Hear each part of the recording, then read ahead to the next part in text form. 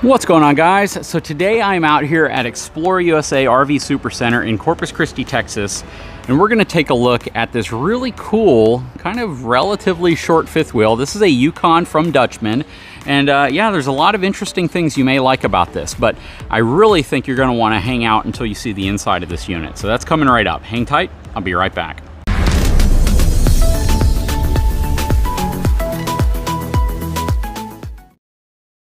Okay, before getting any further, let's talk about the numbers on this unit. So this is going to have a gross vehicle weight rating of 16,800 pounds. It's going to have a dry weight of 12,340 pounds and a cargo capacity. Check this out. 4,400 pound cargo capacity. It's going to ride on 16-inch F-rated tires and twin 7,000 pound axles. So yeah, the cargo capacity of this unit is something to kind of behold, because whenever you look at what this is capable of being towed behind, you actually have to look at it from a dry weight and a gross vehicle weight rating. What all are you going to load in your RV? And I suspect there would be extremely few, if anyone, who could come close to 4,400 pounds worth of cargo on top of the dry weight. So what does that mean? That means if you have a appropriately equipped 3/4 ton truck with the cargo capacity that you need in that truck, you could probably tow this thing. If you have a single rear wheel or dually 1 ton, you'd be better off.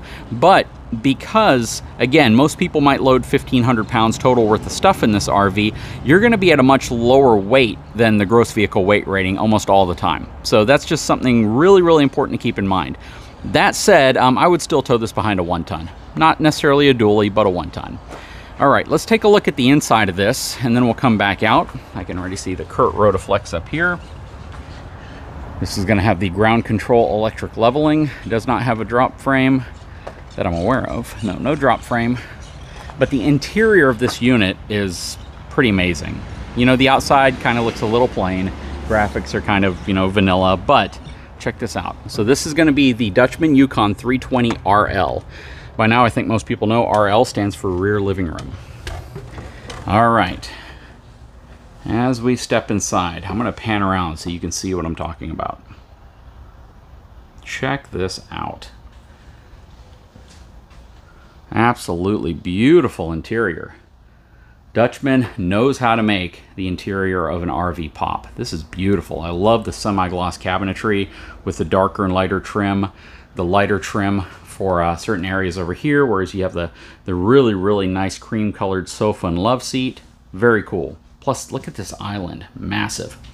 Anyways, we're going to start in this area, since the price is right here. This has an MSRP of $103,146. And Dutchmen typically has some of the most aggressive pricing in terms of sales price versus MSRP. So if this is something that interests you, the sales price on this is probably going to be a lot lower than what you're thinking. All right, so starting from this area right here, you can see a nice little shelf countertop area. You could easily put a coffee maker right there, phone chargers, things like that. All your drawers, they are not soft closing drawers or cabinets, but I love the look of these cabinets. They look beautiful. Over here, looks like a pantry, and it is a good sized pantry. Nice little decorative window above it. Very, very nice. Nice frosted door on it as well, and that's a solid feeling door as well. Samsung French door refrigerator, some storage above it. Stepping through the kitchen, solid surface countertop, nice stainless steel upgraded faucet, dual basin sink. This is my favorite style of sink. I love this style of sink. This thing looks absolutely great. Then you have some storage underneath it as well. A lot of storage. I love it when they put the cabinets as high up as possible because it gives you the ability to put taller things in there. Over here, 2 garbage cans. You have a 4-burner gas cooktop. This is an Insignia, so they have the upgraded stove range in here. Nice spot for a couple wine bottles. I would secure those if you're going to drive with them. It has a nice full-size residential microwave. This does not look like a convection microwave, though. More cabinetry on top. A lot of countertop space here. And you probably have a power outlet hidden back here somewhere. Sometimes it's up top. You know, I don't actually see a power outlet in here. Interesting. So, yeah, there's no power outlet right here. I would typically suspect that there would be one. Over here you probably have a power outlet somewhere around the island. Yep, there's your power outlet on your island, and then there's one over there. But I think they could have easily put one maybe right here or underneath the cabinet or on the wall right there. Still really nice. Look at this large solid surface countertop. You have a spot for your televator right here, so this will raise up and your TV will be right there. You have blackout blinds, which I really like. Beautiful valances, and you can tell that they're hardwood. Nice cabinetry on top. Nice 40-inch wide panoramic fireplace. Oh, never mind, you have your power right here. I don't know how I missed that. So you do have a power connection right here. Now, I'm sure everyone was screaming, it's right there, it's right there. Well, there it is. It's for your televator, entertainment system. I like the contrasting trim that they put around the fireplace. Nice trim around the slide. I love the contrasting ceiling board panel versus the wall. And then the dark batten strips. Looks absolutely beautiful. You have two ACs in here, so you have one AC right here, and then you have one right there. It'll be interesting once we get in the bedroom to see if they put a third AC on here. If they did, that's kind of game-changing, to be honest. Beautiful cabinetry up top. Really love the crown molding all the way around. Absolutely gorgeous. Then on the sides here, did these flip up? They do not flip up, but you do have USB charging and regular power down there. You have a really, really nice Thomas Paine sofa. And what I really like about this, and I think most of you with Thomas Paine furniture would agree, look how deep this cushion is right here. Typically it cuts off like right here, and your legs feel like they're hanging off the end. But this is a huge sofa, and this turns into almost a king-size bed. That is awesome. Great job fitting in a much deeper cushioned sofa in here. That's really, really nice. Huge windows. This window is enormous. You can probably tell from the picture. It's just gigantic, coupled with these windows, which are huge, and even the side windows. Every window in this unit is enormous compared to many other RVs and many other fifth wheels. So yeah, they did a really good job equipping this with large windows. Plus you have your theater seating over here. Again, Thomas Paine. And I can't tell, but they may be power reclining. I think they are, because I don't see any grab handles. So very nice. Plus a really nice trim, nice chair railing going around. Something you typically don't see. There's two chairs in here. I'm sure there's two more chairs hidden somewhere. But yeah, that's really nice. Then your huge island. Beautiful. All right, let's step back. I'm sure all your controls will be here. Yep, all your slide out controls, your fan controls. Very cool. This may have an on-demand water system. All right, so let's check out the bathroom area, which clearly has two entry exits. Over here is your medicine cabinet. Very nice. Nice porcelain bowl here as well. This looks like it is a thermofoil countertop, which it is. Nice drawers. More space there. One-piece Encore shower stall system with a nice sliding bar here as well. A lot of little upgrades in this unit, and the price is pretty competitive for what you get. Of course, a cornered porcelain foot flush toilet, and then some shelves there for toiletries, things like that, towels and such. All right, entering into the bedroom. King-size bed. Now this is kind of cool because there's a tremendous amount of room here. You can probably tell. It's just a huge amount of room here at the end of the bed. Lots of wardrobe storage up here as well. They did a great job with the wardrobe storage. I mean, you have hanging right here. You have all these drawers. Check it out. You have, what, 9 drawers right here, plus this looks like a hamper probably.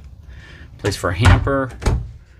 More storage. On this side, you have a TV already mounted in place. You have 4 drawers right here. I mean, this is just a really, really well laid out bedroom because you have so much space. And part of that is because this is a full depth slide. So this slide goes all the way out, which really moves the bed out of the way and gives you all this space down here. So that is really, really cool. 3 ACs. So this unit has 3 air conditioning. It's for a relatively short, you know, couple's fifth wheel. That is really cool to see 3 AC units in here. I did not expect that. The cooling power of this unit must be tremendous, which is really awesome because down here in South Texas, it gets hot. And you guys probably can't tell, but I am sweating my butt off. And I always sweat my butt off when I'm doing RV tours. But yeah, having 3 ACs, if they were running, would definitely be able to keep you cool. Anyways, let's step outside and take a look at the outside of this unit. Okay, starting up front, it's got the Kurt Rotaflex pin box. What does that mean? That means this part right here can rotate. There's a big thick rubber bushing right here, and it just helps control some of that road vibration that transfers from the trailer to the truck or the truck to the trailer. It's pretty effective, actually. Very, very same type of fifth wheel pin box that came on the Vanley Beacon. So it gives you kind of an example of, you know, how universal this is on all different types of RVs. You have your front jack legs. This does have an auto leveling system. It's the ground control auto leveling. Let's see if this is open. A lot of people always want to look in here when all you're seeing is a spare tire. If there was a generator prep, this is where it would be. You see that big old cutout in the floor, that's where it would go. Looks like it holds 2 batteries. But yeah, that is what the basement looks like up front. Again, electric ground control. The way you can tell is the electric system has the square legs, and the level up, which is way over there, you can probably see it on that one, has round legs. And that's the hydraulic system over there. Propane tanks will be in here. 30-pound propane can, 1 on each side. Nice strut arms for this door. I actually would have preferred that they just used magnetic holds. Strut arms cost more. It was certainly kind of an upgrade, but a magnetic hold up top would get this thing completely out of the way so you don't risk hitting your head on it whenever you're trying to get into your storage. I love the fact that they put this in here. So check this out. That is so helpful. It is so helpful. You have absolutely no idea how helpful a slide out tray like this is if you've never used one. But having that in place is super nice. You have your Xantrex inverter over here. Some of your connections, power, satellite TV, stuff like that. Usually there's going to be a port to get this stuff outside so you don't have to keep this hatch door open, but I don't see one. Dual slam latches. Nice thud. Get your 110 outlet out here, coming around the side.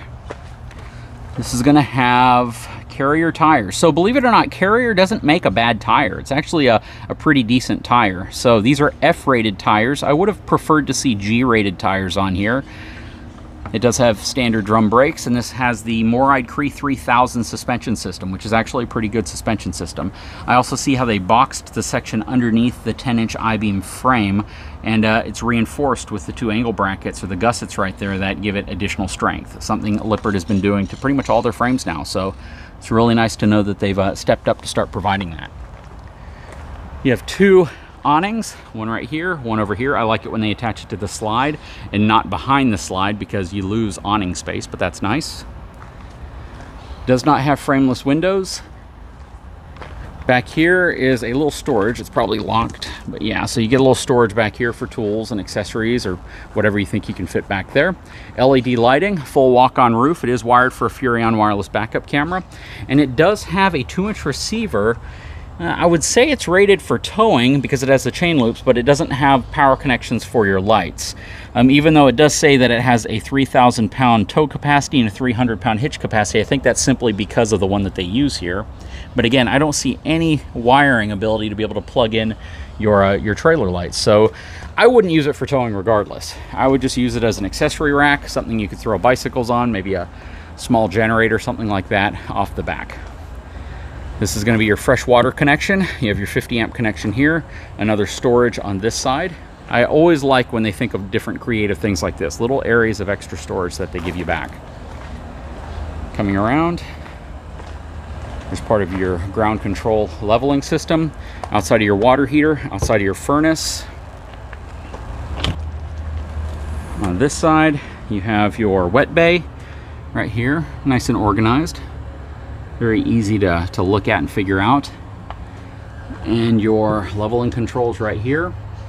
This is not a drop frame, which means there's not a frame below this frame. I'm going to see if I can see a drop frame near me, so I could show you what that kind of looks like. I know there's one on this Solitude back here, but yeah, drop frame would give you all this storage space back. This would sit a lot lower if it had it, but it doesn't, which is fine. I mean, some people don't actually prefer a drop frame because you're welding extra metal underneath.